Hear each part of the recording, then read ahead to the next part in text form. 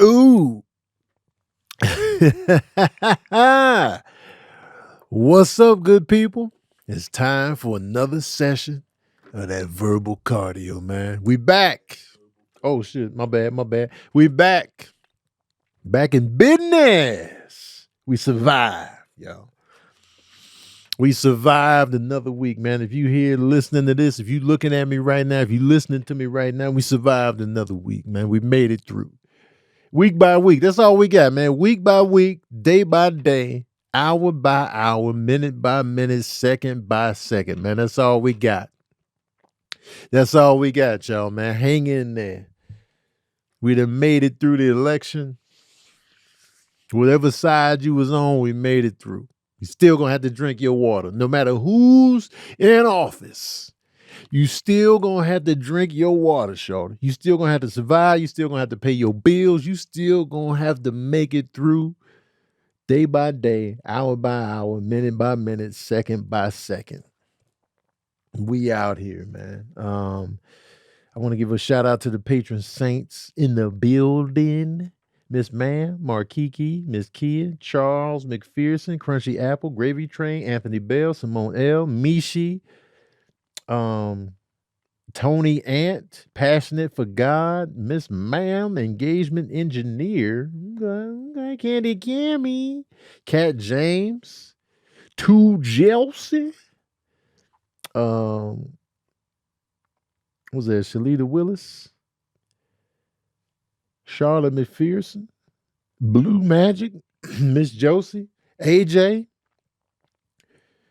Tough Help, Tanya R, Damon Stevens, Dallas D, King Panda, Leia, Aomi. What's up, y'all, man? I appreciate y'all for being in the building. We back up in this, man. Another verbal cardio.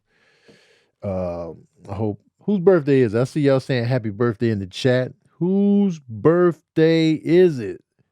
Oh, is that Miss Kia? Happy birthday. It's your birthday on what's today? November 12th. That's your day. That's your day right there. Tanisha Turner. What's happening, Trey Porter? Happy birthday to all the Scorpios. If you've had a birthday recently, I want to give you a birthday shout out, man. Shout out to the Scorpios. They say Scorpios and Tauruses go together. You know what I mean? Like they got like a very dynamic relationship within the zodiac that I see more so than not. You know, Tauruses get paired up with Scorpios a lot. It's like a strong attraction or whatever, even though they're completely different. But you know, I always see that those two combined. And so shout out to the Scorpios. I've dated the Scorpio or two, and yeah, it was quite the experience. Simone, you finally caught a live verbal cardio, man. We kind of light today. I noticed we a little lighter than we normally are, but you know, it's neither here nor there. But we back. Listen. The elephant in the room is this. The election. The election happened, all the build up, and then the bust off.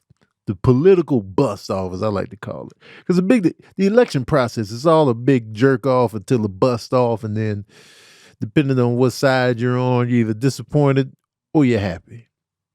For me, I was disappointed. Surprised? No. Disappointed? Yes. Time and time again, I get disappointed, but you know, that's neither here nor there. I saw a video earlier about they were asking black men in the barbershop in Atlanta why they voted for Trump, and they was just like,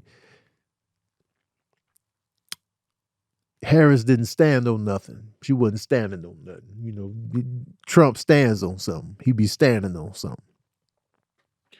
I like the family values there. I wanted to speak on the family value aspect of the campaign.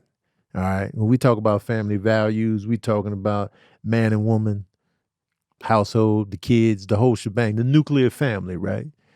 That's what they want to stand on as Republicans. That's the family values that a lot of people feel like we're losing the family values. We're losing it. And then they want to make, the gay community the target for that, or the scapegoat for family values going by the wayside, when that's not even the case. Let me tell you something right here, right now. Men and women are always going to connect. That's never going to stop. Men and women will always connect. They always going to get married. They're always going to be couples. They're always going to be dating. They're always going to be procreating. That's just fact. It is what it is. That's always going to be what it is. It's never going to stop. It's never going to die off. It's never going to, none of that. It's going to be here. Stop being so scared that we're losing men and women together. No, we're not. We're good. Let me backtrack it a little bit. Let me take it back a little bit. Divorce has been here. Divorce ain't nothing new, right? People have been getting divorced for a long period of time. It didn't just appear in the 90s and the 2000s. Divorce has been happening. And, a lot of couples don't make it through. A lot of couples don't make it through. They don't make the cut. But when I think about my own circle of friends, Keenan and Janelle married, Keon and Kadia married, Kevin and Melissa are married, Greg and Mel are married, Tab and Chance are married. Doc Brown and his wife are married with a new bun in the oven. Shane Miller is married. Howard Alonso is married.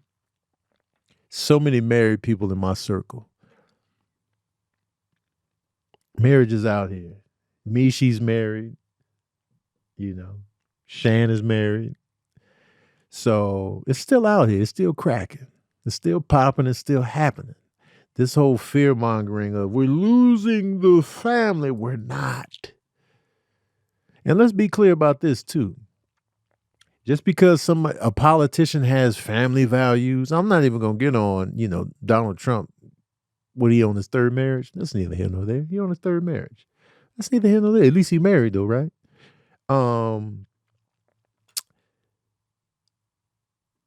What was I about to say? I lost my train of thought. So under the guise of a family or a marriage or, the family values, just because you are married with children does not mean you are living completely right. That does not make you an upstanding individual or any of that. You could be just as shady, dirty, and filthy married with children. A lot of people think, they got a beautiful family, and that's the end all be all. It is not. You don't know what's going on underneath the roof of that house. You don't know what's happening. You don't know what's going on. You don't know if the husband cheating. You don't know if the wife is cheating. You don't know if there's abuse in the home. You don't know if there's sexual assault in the home. Let me tell you something right here, right now. When them Klansmen were stringing us up in the South, were trying to pressure us not to vote, all the kind of horse shit that was going on, they were married with families. They had a whole wife and a whole family down there running up, burning crosses, chasing people off, threatening, killing, raping, pillaging, with a whole family. So let's not act like the family is the end all be all. Yes, it is important. Yes, there is value in it, but that doesn't automatically make you upstanding, respectful, any of that, good-willed, none of that.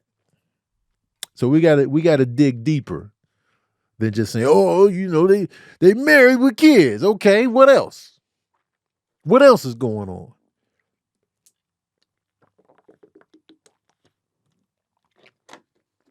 And then people on my social media, because I had some stuff to say after the election. They like, man, just stick to comedy, man. Just take your L. Just do this. What, you still talking about this? Let people get their shit off for a day or two after the election. Hell, give everybody a week.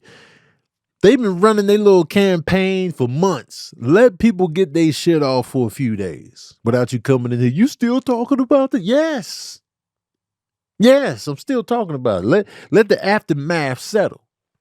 When a nuclear bomb go off, you still got to deal with the fires, the radiation, the fallout. The bomb just don't go off and that's it. Nah, man. It's rubble. There's people underneath the rubble. It's dust, dirt, fires, burns. Let people have the fallout. Let people process. Let it go down. Hush. People always saying, stick to comedy, stick to animal voiceover. Y'all don't tell me to stick to nothing. If I talk about my son that passed away, y'all never say stick to comedy. Y'all don't say it then. When I'm talking about food, y'all don't say stick to comedy, man. You talking about food. Stick to comedy, man. Stick to the animal voiceovers, man. You in here talking about movies, man. Stick to comedy. What you talking about movies and music for? They only say that when they disagree. And that's why my page is Tony Baker. It's not Tony Baker Comedy no more. I took the comedy off for a reason. Shout out to Cedric for helping me get just my name, Tony Baker. That's me. I'm not stuck in comedy no more. You know what I'm saying? Let me tell you something about me. First and foremost, before I told any joke, before any joke was laid out from me, I was a little black boy. Little black boy coming out my mom's. That was me out the gate. Little black boy in America. 10 pounds. Yes, I was big. I was robust. My shoulders got stuck. Shout out to Sandy Baker for pressing through.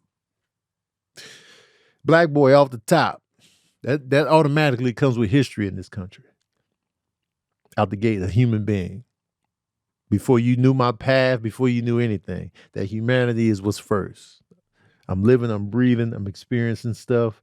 I'm laughing, I'm crying. All that good stuff.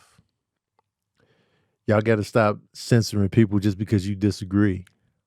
All right. I can see if I was on the platform about sports and then I bring politics into it. That's not the platform for it.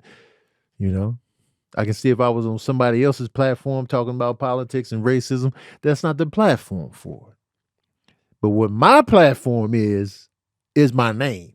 That's it. Yes, I do stand-up comedy for a living. Yes, that's my trade. That's what I do. That's my day and night job. Yes. But my page is me. Whatever that may be. If I'm talking about food, if I'm talking about music, if I'm talking about movies, if I'm talking about racism in America, if I'm talking about Donald Trump, whatever the case may be, religion, the gay community, dating, prices, gas, praying mantises, tigers, cat butt, whatever. Stop trying to silence people just because you disagree. All right? Let me get my shit off. And I got my shit off. That's all I need to do. I need to get the stuff off my nipples real quick. And then I moved on. I moved on to other stuff. Moved on to other stuff, man. Sick of y'all. And your hypocritical way. You're hypocritical. You're hypocritical. Talk about get over it, man. Donald Trump didn't get over it when he lost. He took his L like a full weakling. He didn't even take his L. What are we talking about? He fired everybody up to storm the Capitol, man. Shut up. Shut up. Nobody want to hear y'all right now. I should own up. And then I'll be like, all right, you know, I moved on and I'm talking about something else. And then they come on a post about something else. About, you know, the monkeys escaping in South Carolina. Here they come with, that's like Trump, you wasn't saying, oh, do y'all want me to shut up or do you want to keep the conversation going? Because I've moved on. I'm talking about other stuff now. And then you gonna bring the politics back? Stay on that post when I'm talking about that. When I'm talking about women's bodies. Stay over there with that. But nah, man, y'all ain't trying to hear it. Y'all ain't trying to hear it. Sick of everybody though, man. Tired of it. Sick of it all. You know what I mean? Sick of it all. But I'll tell you what I'm not sick of. Our sponsor for this episode, man. PrizePicks. PrizePicks. Let me tell you what I am tired of. I'm tired of the Chicago Bears losing. Tired of that. Tired of the Chicago Bears losing, man. When my team loses, it messes up my whole mood. But I love sports. Sports was a great time. The Bulls lost last night, but that's neither here nor there. PrizePicks is a place to get real money sports action with over 10 million members and billions of dollars in awarded winnings. PrizePicks has made daily fantasy sports accessible to all. You pick more or less on at least 2 players for a shot to win up to 100 times your cash. Run your game all season long with PrizePicks. You hear me? Because that's good money, man. PrizePicks is the best place to get real money sports action, man. Real money. All right. PrizePicks is the only real money daily fantasy platform with an injury insurance policy so that your lineups stay in play even if one of your players gets injured. If your player leaves in the first half and doesn't return, PrizePicks keeps your lineup live. PrizePicks is the best place to get that real money sports action. PrizePicks invented the flex play, which means you can still cash out if your lineup isn't perfect. You can double your money even if one of your picks doesn't hit. And PrizePicks now offers Venmo for quick and easy deposits and withdrawals into your account this sports season. So if you sign up today and get $50 instantly when you play $5, you don't even need to win to receive the $50 bonus. It's guaranteed. PrizePicks also offers weekly promotions that can lead to big payouts like Taco Tuesday. It's Tuesday right now. All right. Each Tuesday, PrizePicks discounts select player projections up to 25% to provide even more value for your lineups, man. Let's say think Justin Jefferson will get more than 83.5 yards next week, or Lamar Jackson pass more than 1.5 touchdowns. Cook up hot takes with your friends and win real money this football season when you and your crew run your game on PrizePicks. PrizePicks is the best way to win real money this football season. Which players are going off? Which ones aren't? Make your picks in less than 60 seconds and turn your sports opinions into real money all season long, shawty. So you can go in there and be like Jamar Chase for more than 79.5 receiving yards. Imagine if you put money on Jamar Chase this past weekend, man, you would have came up on some real cash. Or you could be like Patrick Mahomes for more than 1.5 passing touchdowns, or Travis Kelce for more than 59.5 receiving yards, or Saquon Barkley for more than 79.5 rushing yards. It's that easy. It's that easy. So download the app today and use the code VERBAL to get $50 instantly after you play your first $5 lineup. Again, download the app today and use the code VERBAL to get $50 instantly. That's $50 instantly, y'all. That's not your money. They giving you $50 off the top, shawty. Off the top, man. Where else can you go and get $50 off the top? I don't know. I don't know where you can go and get that. So download the app today. Use the code VERBAL to get $50 instantly after you play your first $5 lineup. PrizePicks, run your game. PrizePicks is a good time, man. You got to run that game, Sheldon. You got to run that game. So I woke up this morning, man. I'm so sick of this conversation. This whole dating landscape. I woke up this morning, look at my phone, look at my Instagram. One of the first things I see is a girl fussing about a guy not flying her out there for a date or whatever. You know what I'm saying? A guy didn't want to fly her out. He expected her to pay for the flight or whatever. I'm so sick of these conversations, y'all. This is like over and over, back and forth. The 50-50 conversation. Who should pay what on the date? All this horse shit that we just keep regurgitating. We keep talking about it. Listen, y'all. Listen. How long are we going to do this?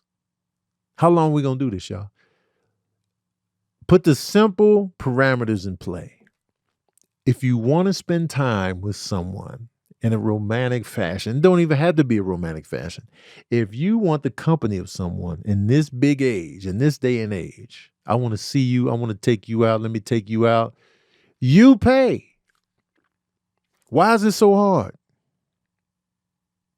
If it's not business, if it's not business, it's casual, it's social.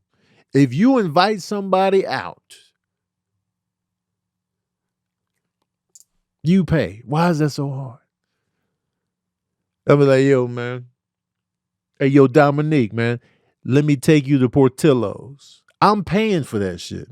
Don't even bring your purse inside.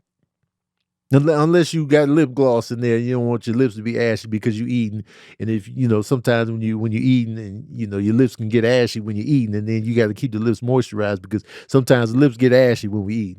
You get so hungry, you're salivating, and then it dry, and then your lips just pay the price, and then you're chewing, and then you don't want to lick your lips with the sauces and the juices. So it's just like, yo, let me re-gloss, let me re-chap. And, you know, because my lips get ashy when I'm hungry. When I'm eating, my lips get ashy. If you ever eat with me, notice this. You will see me put some chapstick on right before I eat. Because I know myself. I know myself. I know my lips is gonna get ashy once I start eating. So I take the preemptive strike. All right. But that's neither here nor there. You know, ashy lips aside. If I invite Dominique to go eat Portillo's, I'm paying. I'm like, yo, let's get some Portillo's. It just goes without saying. Now, you know, we do the song and dance where we like, no, man, you ain't gonna get me. We do the song and dance. We could do that. I'll box you out. You know? And I get it. Like if we hang out, even me and the fellas when we on the road and like we go eat as comedians. We fight at the register sometimes on who paying for what. But that's cool. That's not an issue. We talking from the dating landscape or whatever. Whoever does the inviting should do the paying. If you can't afford to cover somebody, don't come outside. If you can't cover somebody's meal, don't come outside. Don't invite nobody nowhere. Let's just talk on the phone. Because I'll be damned if I'm dead broke. I ain't inviting you nowhere. If I'm broke, all I got, you can come to the crib. That's all I got. We can go for a walk. That's all I got. That's all I got. Yeah, we can meet up at the gym. And I'm not saying if your money is funny, you can't hang out, you can't do anything social. But when it comes to invites and your money's funny, you got to let the money flow work for you or lack thereof. You got to do free shit. And that's fine too. Let's go for a walk. Let's go. Because walks are great. I'm a fan of the walk. The walk is just fantastic. And then you can get on your half-baked Dave Chappelle shit. You know what I'm saying? Let's just walk. Let's walk all throughout Manhattan. But what I'm saying is, it should be simple though. Yo, I want to spend time with you. Let's link up over dinner, and then boom, I'm paying. Why is it so difficult? Now, when it comes to the 50-50 conversation, also let me backtrack. Don't be inviting somebody somewhere and you ain't willing to pay nothing. Yeah, that's just weird. Especially if you're going somewhere that's mad pricey. Like, what we doing? Now, Tanisha Turner said on Club Shay Shay, they say $300 max. I think $300 is more than enough for a date, for a dinner. I think that's more than enough. $300? But you're also talking to somebody that I don't do a lot of fancy shit. I don't do expensive meals like that. That's not me being cheap. That's just me. I'm just not looking for that. I'm just not like, here, let me get the fancy restaurants. We out here at the fancy restaurants. I just don't be at fancy restaurants. Like I said I was going to do that this year. I said I was going to go to a fancy restaurant just to see if the prices was worth it. But I never made the cut. But $300 is more than enough for a nice night out. $300? That's a good ass time. That's more. I'm telling you, that's more than enough. You should come back with mad change. If you're not coming back with mad change, man, what the hell? What was y'all eating? What was on the goddamn menu? What we doing? We parachuting too? We ate, then we did parachuting, and then we hang glided, and then we went to the Bahamas. $300.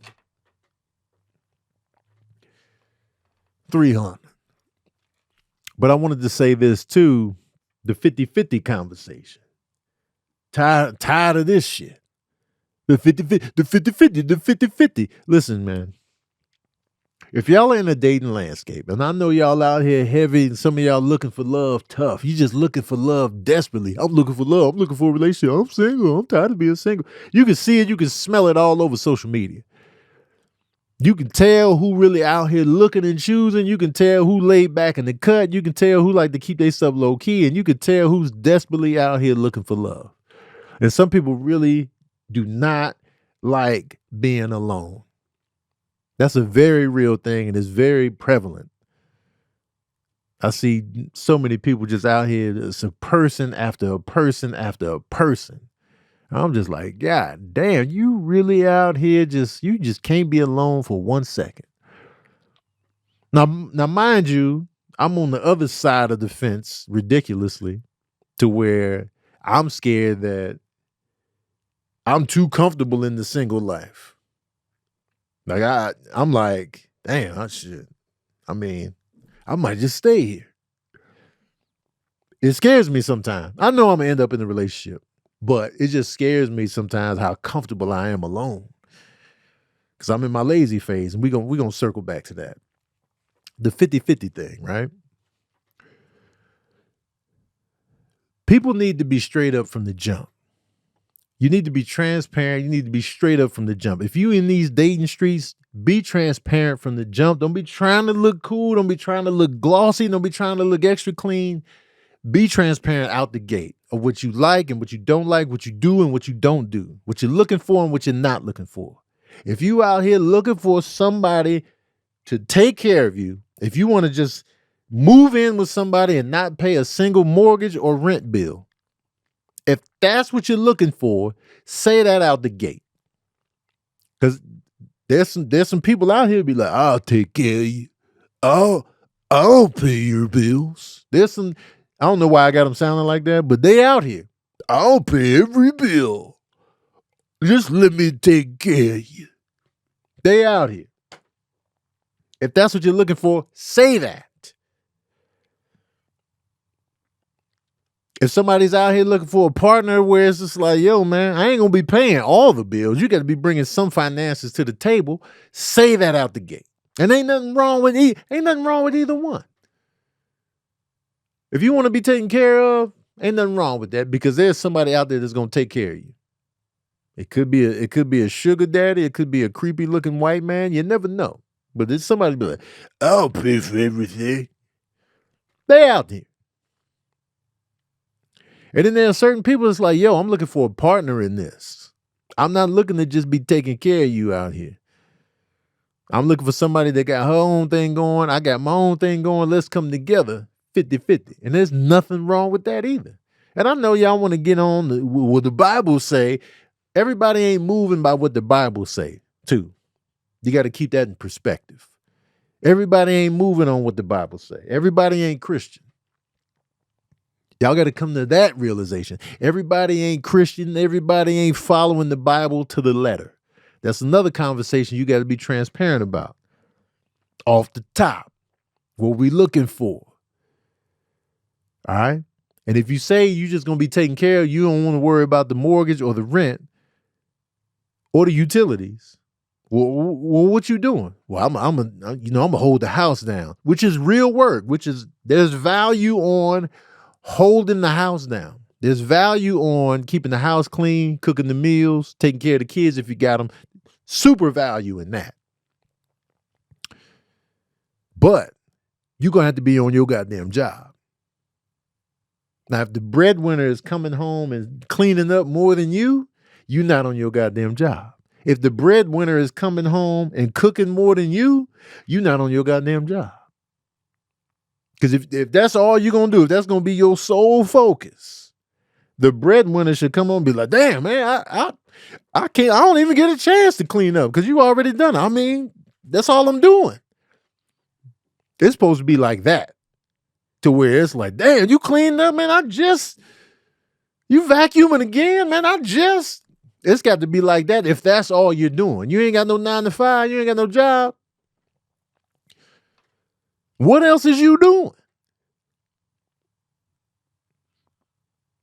And if you out here, no job, no nothing going on,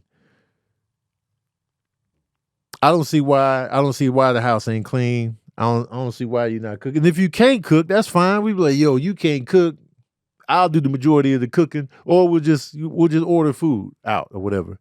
And that's fine too. Just be upfront about that. I can't cook. I don't like cooking, but I can clean the shit out this house, and I can handle, the day-to-day, stuff going in and out, you know what I'm saying? And if you got kids, that's a whole nother diamond right there. It was like, yo, man, I'm holding the kids down. I'm running them to appointments. I'm taking them to practice. I'm taking them to everything. Boom. Kids are taken care of. Business is handled. But a lot of people are raggedy with the cleaning, the cooking, and holding the kids down. And they just want to lay up under somebody and not put in on a single bill. Then you become a liability. Like what is you doing? What you really bringing to the table?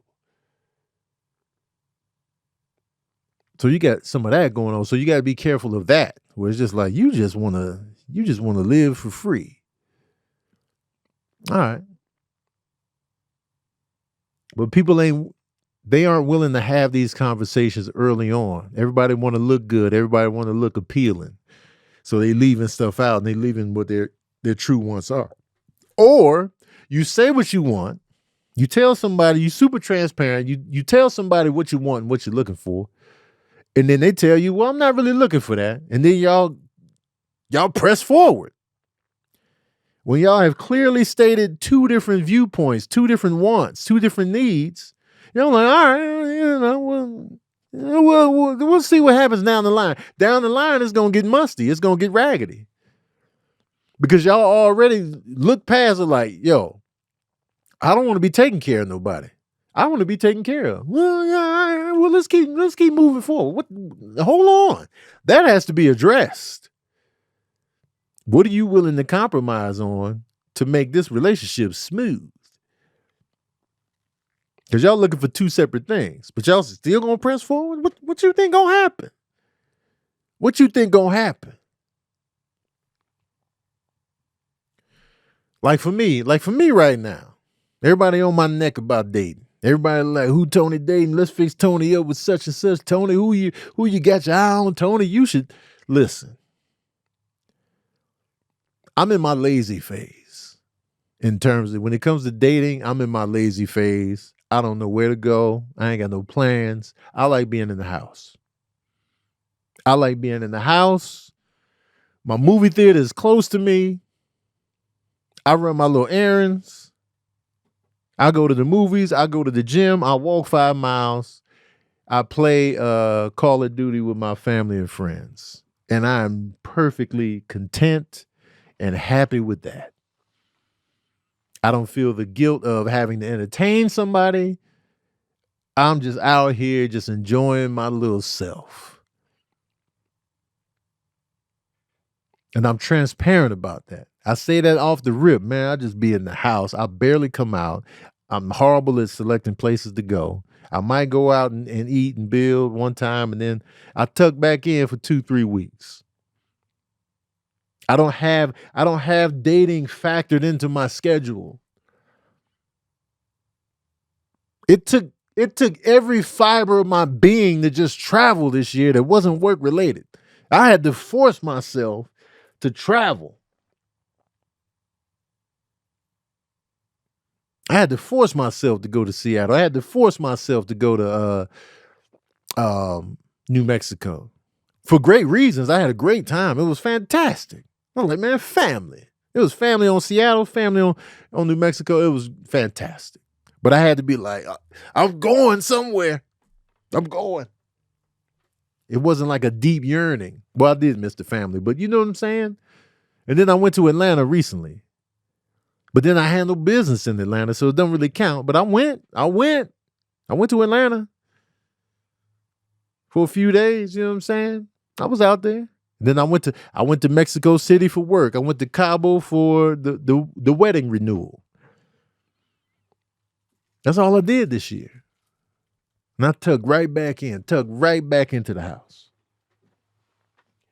And that's where I'm at though, but I don't hide that.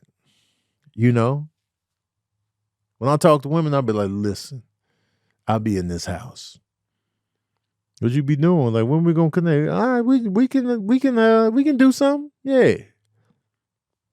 And then I don't even come back with a date or nothing. I'm trash right now.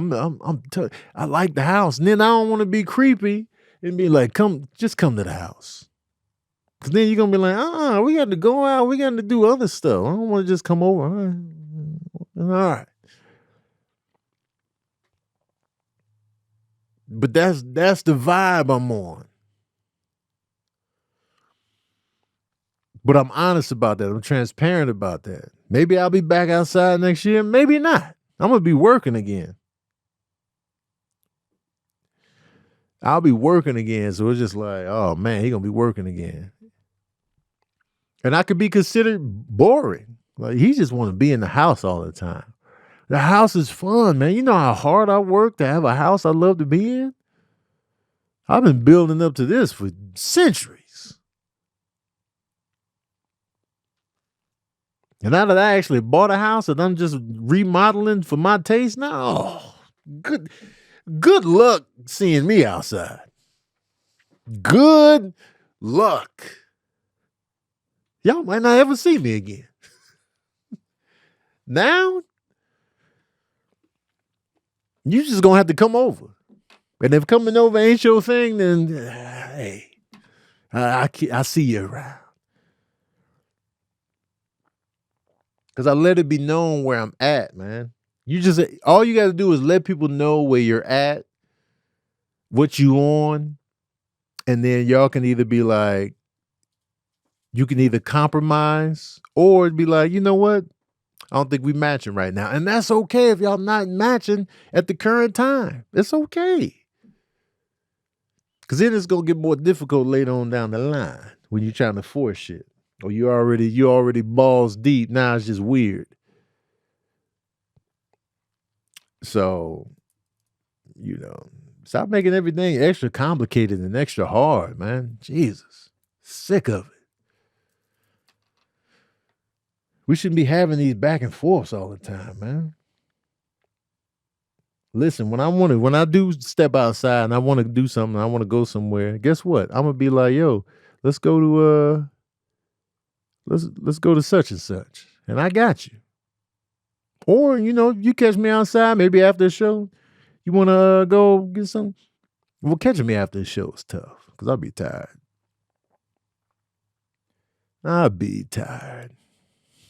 And then I'll be feeling guilty if I don't get my workout in. So then I'll be like, I don't really want to eat because I ain't work out. And then I'm just, just watch out, man.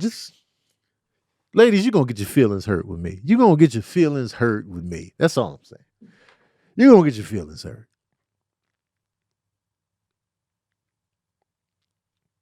I'm being transparent. I'm letting you know. Don't come over here. Don't come over here. You're going to get your feelings hurt. Because you're going to want something, and then I'm like, I ain't really feeling it. And if I'm not really feeling it, I don't really move. I'm an immovable object. If I ain't really feeling it, I don't want to do. Because I don't want to be forced to do something I don't want to do.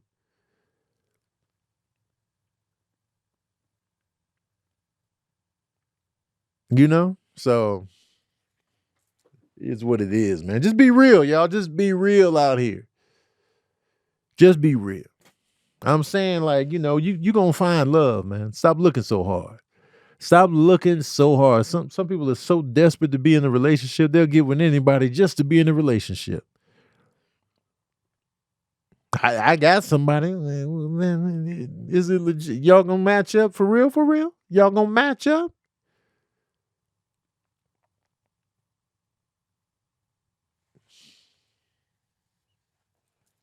Stop doing that, man. Just stop getting with people just to have somebody, man. I be loving self. I'm not lonely. I'll be having a good time with my little self, man. The freedom. Oh, the freedom. I'm just out here, man. Having a good time, eating my little snacks, being on my little routine. You know what I'm saying? Occasionally when I do enjoy the company of somebody, it's a good time. It's a good moment in time. Man, we had a good time. Game nights be fun. I could just dip off and leave. I ain't got to check in. And then when I do get back in a relationship, that's going to be a good time too. Because I'm not coming in with desperation. I'm not going to get in a relationship just to get in it. I'm going to be like, I'm going to be thinking, pondering, processing. I'm going to be like, yo, man, y'all really like what we got going on right here. I like what's happening here. Yeah. And I'm going to be sitting there like plotting. I like what's happening. We vibe. And then when you get two people together that are truly comfortable in their own skin and they love themselves, oh, that's a great time. Because they coming in whole, two wholes coming together. I'm not depending on you to fill no voids in me and vice versa. What's not to like, man? We having a good time and we fully realized. We know that we have value outside of another person. Oh, we having a good time. We having a good time. That's what I want y'all to be on, man. Regardless if you're in a relationship or not. I want you to really take a step back, look and feel yourself, and just be like, how do I feel about myself in this moment in life, in this moment in time? How do I view myself? Do I love myself? Can I make myself happy from within? On a solo tip, just no disrespect to your significant others at all in this. I'm just saying we all need that self-reflection, that self-love, and that self-worth. Even if we got a good partner or a subpar partner, or you just phoning it in your current relationship. Look at yourself in the mirror and just be like, yo, I like what's going on with me. I'm liking how I'm moving, or not. Or you may find like, yo, I need to get together. I need to cut this shit out. I need to address this. I need to do this, that, and the third. And then granted, I know it's easier said than done. Because, I'm out here. It's just me. So, I don't have the burden of, trying to convey to someone else, yo, I feel this. And then a lot of people don't have the energy or the capacity for those type of heavy conversations at the time. Whatever the case may be, we all got stuff going on. But I really feel like, we need those moments to where we really checking in on ourselves. Because it's so valuable to know yourself, love yourself, hold yourself accountable, so we can better navigate life with others. You got to know who you are. You got to know what you want. You got to know how you feel on certain things. You got to stand for something. You got to stand on business. You got to get your boundaries in order.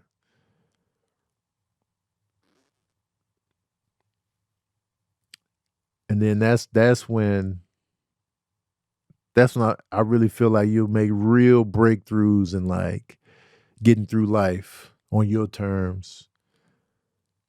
So yeah. I just want y'all to be mindful of that because I'm tired of this dating conversation, relationship bullshit. That there's just a constant flow of it on social media. I'm just like, all right. Because if you find a man that's gonna do this, and this, and then, constantly. I'm like, all right. What else is there? What else is going on, shorty? Jesus. All right. Come on, man. Switching gears to music. entertainment. Y'all know I'm a music and entertainment. First of all, there was a clip on social media, the movie Juice, right? Y'all know in the movie Juice, Q wanted to be a DJ. Q had the clearest aspirations in that movie. Well, Tupac was pretty clear. He just wanted the juice. But Q, he had aspirations, man. He wanted to be a DJ. That was his passion. That was a major linchpin in the storyline. But I was just looking at how his friends was moving. Bishop was not encouraging whatsoever at all. Hating, clowning them, all of that. Bishop was a trash friend. And then Steele was like, yo, man, look at the DJs that's going to be here. You got DJ Scratch and Sniff, DJ Cut and Sniff, and DJ Robitussin, man. They won both of them joints last year. You ain't got no shot. And it's like, bruh. And you know, Raheem was laughing. Raheem was the only one that was like, yo, man, I got you. But he did it low key on the one-on-one. He was like, hey, man, I got you, dog. At the end of the day, I'm going to clown you, but I believe in you and I'm going to support you. Raheem was my favorite of the four. Like, you know, because what I liked about Raheem was that he wasn't perfect. He was going through his thing with the mother of his kids and his kid or whatever. And, you know, just trying to come up. He the one that came up with the plan, so he wanted something better that ended up going disastrously wrong. But I feel like Raheem was the leader of the crew. He had sense, and he was just, you know, he wasn't no punk either. And that's why when Bishop shot him, I was just like, I was pissed. Because I thought Raheem was like the star. Because when I watched that movie, I didn't know who the star was. I didn't know any of them except for Steele. Steele, I saw him in Lean On Me, so he was the only actor I was familiar with at that time, which to me, I feel like made the movie better because I didn't know what was going to happen, which way anything was going to go. So I was just like, yo, what's happening? So that movie really kept me on my toes watching it the first time because I was like, all right, I don't know none of these cats except Steele. And I knew Steele wasn't the man. So I was like, oh, okay, Raheem is the man. Even though they was focused on Q and they opened up on Q, it still felt like Raheem was the guy. I already knew, you know, Bishop was going to be the loose cannon, but as far as actors, I was just like, who are these guys? They're delivering, right? And then when Raheem got shot, I was like, nah, he's not dead. He's not dead. What are we talking about? He's not dead. He's dead? Oh. I was pissed. And then, you know, Bishop just turned full villain. He had his moments of just being shaky and like, he made a move. And then like guilt, remorse, panicky, and then he just turned full villain. And I was just like, oh, okay. He was crazy. Bishop was crazy. And so, but that was my intro to Tupac Shakur. I didn't put two and two together that Tupac was a part of Digital Underground. I didn't, at that time, I'm not sure if Nothing But Trouble had already came out. I didn't even put two and two together that he was rapping with Digital Underground on that song. I was like, oh, snap. Matter of fact, I got to look up, when did Nothing But Trouble come out? Hold on. Because I know Juice came out at the very beginning of 1992. But Nothing But Trouble. And Tupacalypse Now. Oh, Nothing But Trouble came out in 91. So I didn't even put two and two together that Tupac was a part of Digital Underground and that he was on the same song. All around the world, the same song. Didn't even put it together. I didn't notice that Tupac rapped until I saw Brenda's Got a Baby after I saw Juice. And I was like, yo, man, that's the dude from Juice. He rap? That shit's crazy. That's crazy, man. So he went from acting to rapping, man. That's wild. I never would have thought I'd see the day when I saw, because Tupacalypse Now came out in 1991, but it came out at the end of 1991, so I didn't even tap into that album. And so that was my intro to Tupac, was Juice as an actor, right? And then, Brenda's Got a Baby, and then Strictly for My Niggas, Keep Your Head Up. And I was like, yeah, you know what I'm saying? Then Poetic Justice, yeah. You know what I'm saying? Yeah. And then, his name was growing, and it was just growing. The legend of Tupac just continued to grow. It was a slow build, though. It was a slow build. Let's keep it a stack, man. Tupac's rise was a slow organic build. Like, he wasn't a superstar overnight.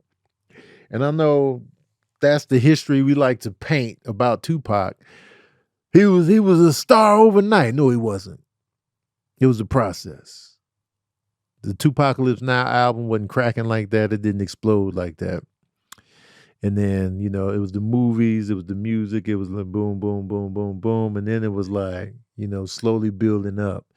And that's why, when people argue like, Tupac was he was the biggest ever all the time. And it's like, no, not quite. Like, he didn't, like Snoop Dogg became a star immediately. He became a star immediately. Like, I haven't seen. I'm trying to think of somebody that just blew up immediately. There's not too many in rap. And I feel like Snoop had the fastest explosion in hip hop of all time.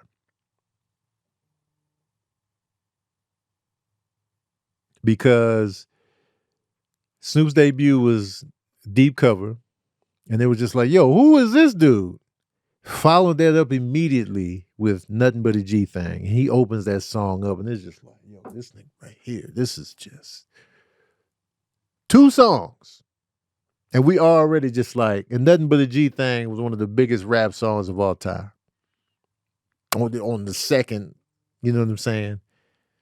He all over the Chronic. Chronic was groundbreaking. Then that next year, because Chronic came out in 92, Snoop's debut album, the highest selling album first week of all time. Fast, rapid fire explosion. It wasn't he had to come out with a couple albums to build the name up. It was like, boom, quick, fast. And I can't think of an explosion that fast. Drake was a build. Lil Wayne was a hell of a build. Kendrick was a build. Eminem was a build.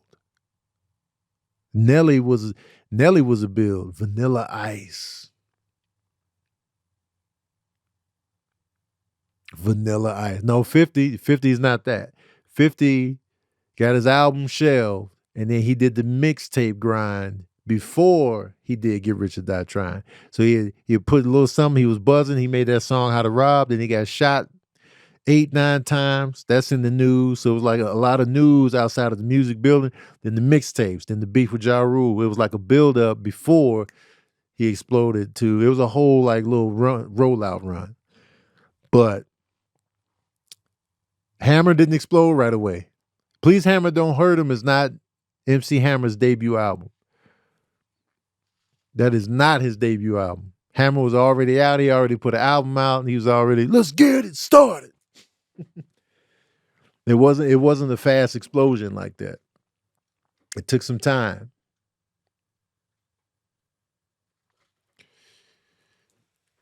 It took some time because if you look at Hammer's debut, MC Hammer. Let's look at his pedigree. Okay. His first album was in 1986. Please Hammer Don't Hurt Him was 1990. And then he had Feel My Power. That was his debut album, which I didn't even know. I didn't even know nothing about this album. Then he had Let's Get It Started in 1988. And then he had Please Hammer Don't Hurt Him in 1990. And even that album, the first week didn't go crazy. You know, that built up to like one of the best-selling rap albums of all time. I feel like Vanilla Ice had a faster. Vanilla Ice is a good comparison here. Vanilla Ice is a good comparison. LL Cool J did have a fast explosion. Because Vanilla Ice came out with Ice Ice Baby, and it was a wrap. That album was doing numbers. It was crazy fast. And then so Vanilla Ice is a good pick. I know we're not gonna be like, yo, man, he didn't last. He didn't last at all. But that was a fast explosion. For sure. For sure.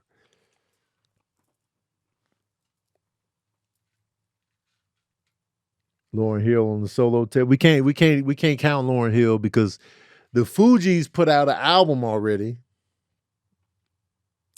They put out an album that tanked. Then, you know, they had to get their feet together, and then they got their feet together on the second album, The Score. And then it was like, so that was a long build. And plus she was already in Sister Act 2, which y'all claim is a classic. And that first Fugees album was whack. I did not like that album, man. I bought that album on the strength of the Vocab song. It was a Vocab remix. So when I buy the album, the Vocab don't even sound like what I saw in the video, so I'm pissed. And then the album was just Skip City. And I was just like. So then when they came back with a Fuji line, I was like, see, now we cooking. And I gambled on them again, and it paid off. Yeah, it paid off. So Vanilla Ice, Snoop,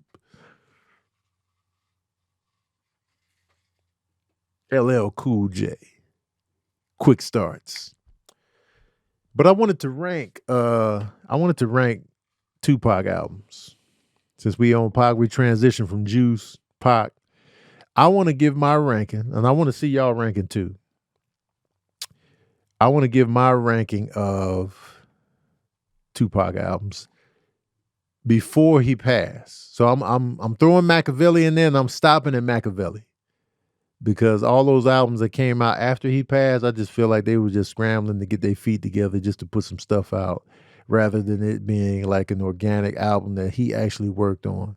So I'm going to stop at Machiavelli. Machiavelli will be included in this. So we got 5 albums to choose from. We got Tupacalypse Now, Strictly for My Niggas, Me Against the World, All Eyes on Me, Machiavelli. Those are the 5, and I'm going to rank them in my personal order. My personal order of how I would rank the Pac albums, 5 to 1. All right. Number 5, y'all probably already know what it's going to be. Tupacalypse Now. The debut album is last. Because I feel like, you know, when my homies call and Brenda's Got a Baby, might be 2 or 3 other cuts on there that was legit, but it wasn't like a must play. It wasn't like a heavily rotated album. Now, granted, you know what I'm saying? This was 91. I didn't have access to it. But it wasn't that album. It's not an album that I come back to. Like, I don't come back to Tupacalypse Now. I might come get some Brenda's Got a Baby, dip out. Not that it's a bad album, but you know, when we ranking Tupac, somebody got to be last. And Tupacalypse Now is easily last in this discography. So I'm going Tupacalypse Now, last. Number 4, Strictly for My Niggas. Strictly for My Niggas is number 4. That's the 4th one, man.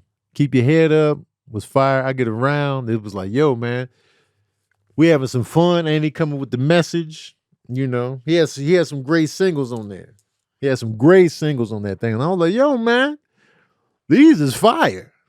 And, you know, the I Get Around video was iconic. Keep Your Head Up had a great message. And it was like, yo, man, this kid, so he mixed having fun, I Get Around, you know, having a good time. I'm not all serious business. I'm not all angry at America. I'm not all, you know, Brenda's got a baby, finding babies in the dumpster. Now, you know, I have fun with the ladies. I'm out here smashing and dashing, you know. I'm having a good time. I'm enjoying life. So now we're getting a different perspective on Tupac. I'm like, oh, he really out here having fun. Oh, he taking them down. He taking the women down. His shirt is off. You know what I'm saying? So we get a different perspective. Then at the same time, which makes Tupac such an interesting figure in rap, is that he was never just one thing. He was everything. He was all of it. He was ignorant. He was super intelligent. He was wild. He was calm. He was compassionate. He didn't give a fuck. You know, he was all of that. He was all sides of everything. And then keep your head up, ladies, man. Keep y'all heads up, man. You hang in there. Y'all are worth everything, man. You know what I'm saying? I'm going to dust y'all off and leave you. But listen, keep your head up. Keep your head up, man. I love y'all, man. I love y'all so much, man. Let me just hit in the bathroom real quick, and then I'm going to come back to the studio. You may or may not see me again, but keep your head up. You know what I'm talking about? You feel me? So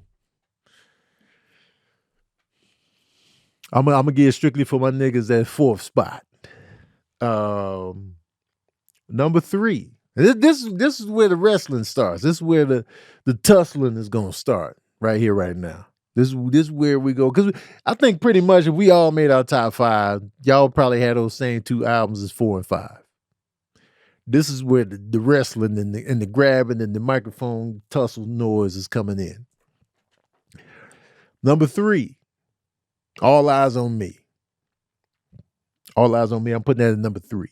All Eyes on 3. You know what I'm talking about? You feel me? The double album. The controversial double album with the W up there and the leather vest. California Love. Ambitions of a Rider, man. I'm giving that the number 3 spot, man. Double albums rarely work. Double albums rarely work, man. There's always extra fat on there we can trim off. It's a lot of real estate on the double albums. And with that comes bloat. And so I just feel like he could have packed that into one album.